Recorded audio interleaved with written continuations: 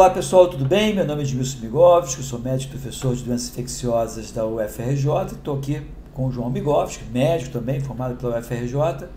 E o tema hoje É uma doença grave, quente, né, João? É uma doença muito grave. Uma doença antiga? Muito antiga. Já de séculos, milênios. Mais atual. Atual e que continua fazendo muitas vítimas, apesar de ter tratamento, apesar de ter vacina.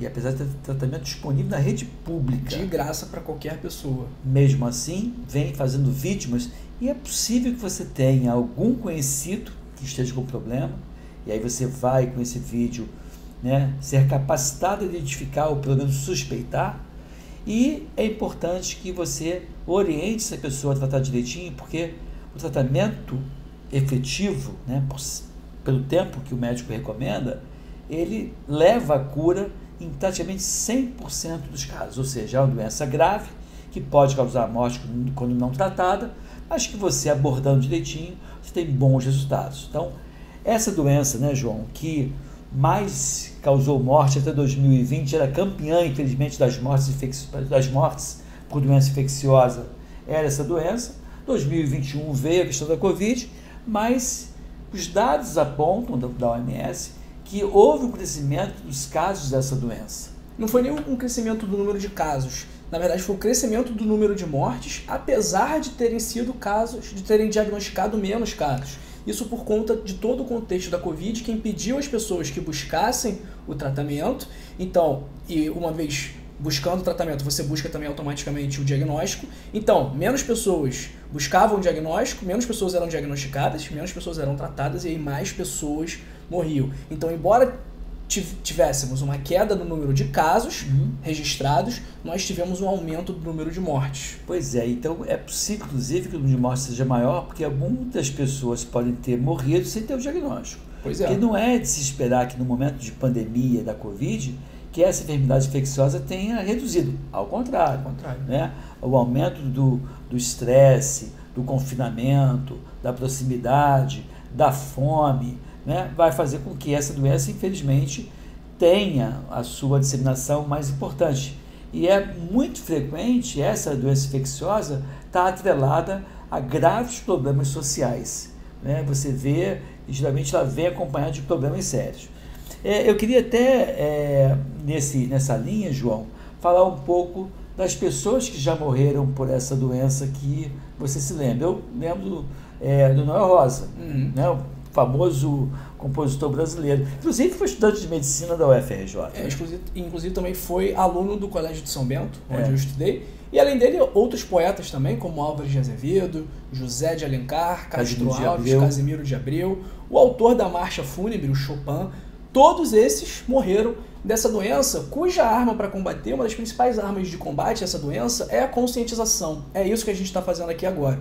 Por isso que é muito importante que você curta o vídeo, se inscreva no nosso canal e também compartilhe para que mais pessoas saibam como se proteger e saibam o que fazer quando tiver a suspeita desse problema tão grave. E aí lembrar que a suspeita, ela é uma suspeita clínica. Eu não preciso lançar mão de grandes exames complementares para você pensar nessa possibilidade. Então, eu acho que valeria a pena a gente, nesse momento do vídeo, João, ler o poema do Manuel Bandeira, que ele adoece com essa infecção aos 18 anos de idade, que na época que ele adoeceu, essa doença era uma sentença de morte, mas ele vive até 82 anos de idade, morre por uma outra razão, mas ele vive com o peso dessa infecção, que era uma infecção que estava sempre atrelada a muito estigma, muito preconceito, muito parecido com a questão da AIDS, que vinha, né, carregada de problemas. E ele diz assim nessa poesia que chama-se Pneumotórax. Ele diz assim: febre, hemoptise, dispneia e suores noturnos. Hemoptise é a pessoa vomitar com sangue. Dispneia é falta de ar. E aí ele continua: a vida inteira que podia ter sido e que não foi. Tosse, tosse, tosse. Mandou chamar o médico. Aí vai o médico e fala: diga 33, 33, 33, 33 com a mão, né? Aí ele repete e fala assim: respire fundo. Ele fala: respira. E aí o médico fala: o senhor tem uma escavação no pulmão esquerdo e o pulmão direito infiltrado. E aí o Manuel Bandeira pergunta: então, doutor, não é possível tentar um pneumotórax, que era um tratamento que as pessoas furavam o pulmão da pessoa, o pulmão colabava, fechava, e, em tese, pela falta de oxigênio, esse agente infeccioso acabava morrendo. Era uma iniciativa heróica, sem fundamento, mas que se tentou muitas vezes. E aí, quando ele pergunta: então, doutor, não adianta fazer um pneumotórax? E o médico responde, né: não, a única coisa a fazer é tocar um tango argentino, ou seja, aproveita a vida, porque você não vai durar muito tempo. Isso numa época que não tinha os tratamentos que tem hoje. Hoje não, hoje a gente tem um vasto arsenal terapêutico disponível na rede pública. Então aqui ele resume os sinais e sintomas, mas se a gente fosse trazer de uma forma mais simples né, hoje: suor noturno, febre e tosse. Tosse que geralmente no começo é seca. Né? Por 2 semanas ou mais. E se você temperar isso com emagrecimento, não obrigatório, mas esses 4 sinais e sintomas, repetindo: suor noturno, febre, tosse e o emagrecimento, faz com que você obrigatoriamente deixe de ficar dando diagnóstico: isso é alergia, é rinite, é bronquite, é não sei o quê. Você tem que buscar um atendimento médico, principalmente se tiver outros casos na sua família. Porque, como nós falamos, para fazer um exame, um raio-x, a fazer um lavado, um exame desses carros, para finalmente dar o diagnóstico ou não, mas muitas vezes a gente se baseia nas alterações clínicas de Joncar e iniciar o tratamento que é feito com antibiótico por no mínimo 6 meses. Né? Você vai ficar muito bem obrigado depois de 2 semanas, e aí que mora o perigo, porque muita gente acaba abandonando o tratamento. Já estou bem, né? E aí, como é que você vai falar do diagnóstico? Vamos deixar aí, né? Será que o pessoal já sabe de qual doença que a gente está falando, né? A gente falou que tem febre, que tem um suor noturno, que tem tosse, geralmente seca no começo, que pode virar uma tosse hemoptóica, como ele diz no poema, né? Hemoptise, que é quando tosse e sai sangue, e também a síndrome consumptiva, que aí é o emagrecimento, geralmente em uma fase um pouco mais avançada da doença, porque a gente não vai imaginar que teremos uma síndrome consumptiva, que significa uma perda de 10% do peso no espaço de 6 meses, no início de uma infecção. Né? Claro. Então a gente já indica, uma pessoa, o emagrecimento já indica uma doença mais avançada. E aí, o nosso inscrito, será que ele sabe de qual doença nós estamos falando? Acho que sabe. Sabe, né?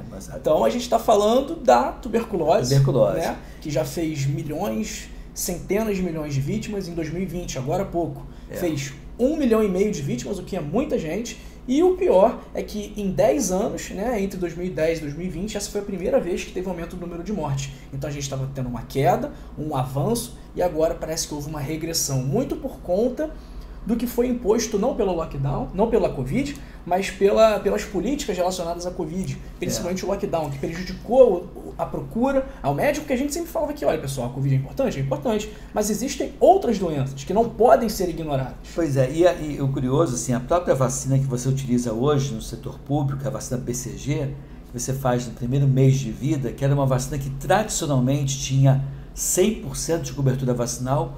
Nesse momento de Covid, 2021, 2022, houve uma redução de 100% para 60%. Lembrar que a vacina contra a tuberculose é uma vacina que era é utilizada a princípio para evitar as formas graves, a tuberculose meninge, a tuberculose renal, a tuberculose disseminada, mas não evita a tuberculose pulmonar. Então, é mais um exemplo que a vacina ela é interessante, é indicada, mas ela não é tão eficaz assim e que pode, né, mesmo você estando vacinado, você adoecer. E como saber se você foi ou não vacinado? Lembrar que as pessoas mais velhas vão ter a cicatriz sempre no braço direito, foi a tuberculose, foi a BCG que você fez. No braço esquerdo é a varíola. Então o João não tem varíola, porque o João não tomou varíola, porque quando ele nasceu já tinha erradicado, mas tomou a vacina contra a tuberculose, que é a BCG, que é feita no braço direito. Então lembrar que a vacina não é 100% eficaz. E vou te perguntar uma coisa, e eu não sei se você vai saber, João. Vocês já ouviram falar que é ditado assim, fulano ouve muito, parece ouvido de tuberculoso. Já ouviu falar isso? Sabe por quê? Não sei. Você sabe por quê? Pois, na verdade, a tuberculose não faz com que ninguém escute melhor. né? Isso é evidente. E alguns medicamentos, inclusive alguns medicamentos antigos, ao contrário, até poderiam levar a uma agressão e levar a uma baixa da acuidade auditiva. Mas é porque havia esse preconceito e as pessoas diziam. A pessoa falava baixinho. E óbvio que a pessoa via e dizia, está falando de mim. E aí ele dizia, pô, ouvi tuberculoso, porque ouve aquilo que é muito baixo. Só que era tanta gente falando dele que ele já via de cara o preconceito. Então, quando você fala ouvido tuberculoso, né, porque a pessoa ouve melhor, traduz muito o preconceito que se tinha e que ainda se tem. Até porque, e para piorar a situação do preconceito em relação à tuberculose, hoje, toda e qualquer criança ou adulto que apareça com tuberculose, obrigatoriamente, o médico tem que pedir um exame, o HIV, para descartar a AIDS, porque essa pode ser uma infecção se aproveitando da baixa imunidade provocada pelo HIV. Então, ainda pode estar atrelado. E até no outro dia eu estava dando uma entrevista para a rádio, e aí me perguntaram, formas de prevenção, uso da camisinha. Mas como assim da camisinha? Porque se você evita o HIV, você também evita a tuberculose. E outro detalhe, né, João? A pessoa que iniciou o tratamento hoje, depois de 2 semanas, não está mais contaminando ninguém. Então pode voltar ao convívio social, pode viver com as pessoas, mas é obrigatório manter no mínimo 6 meses, né, João? Isso aí é muito importante, né? Então, se você tiver com esses problemas, se você conhecer alguém que está com a suspeita de tuberculose, é imprescindível que você procure atendimento médico, que você vá à clínica da família perto da sua casa, porque os profissionais lá estão preparados, ou pelo menos deveriam estar preparados, para saber tratar esse problema. João, resume, para poder ficar bem claro para os nossos internautas, os sinais e sintomas que devem fazer com que você suspeite de tuberculose e encaminhe esse cidadão para um posto de saúde. Febre, suor noturno, ali no final da tarde, geralmente. Até à noite também, às vezes você acorda com a roupa de cama molhada, pô, fica esperto. A tosse no começo seca, por pelo menos 2 semanas, e também o emagrecimento. Ou seja, é mandatório. Hoje, né, se eu tenho um paciente que tem sinais e sintomas, o meu primeiro diagnóstico é a tuberculose, eu vou investigar, confirmar ou descartar. Confirmando, trato e a tendência é que ele evolua para a cura.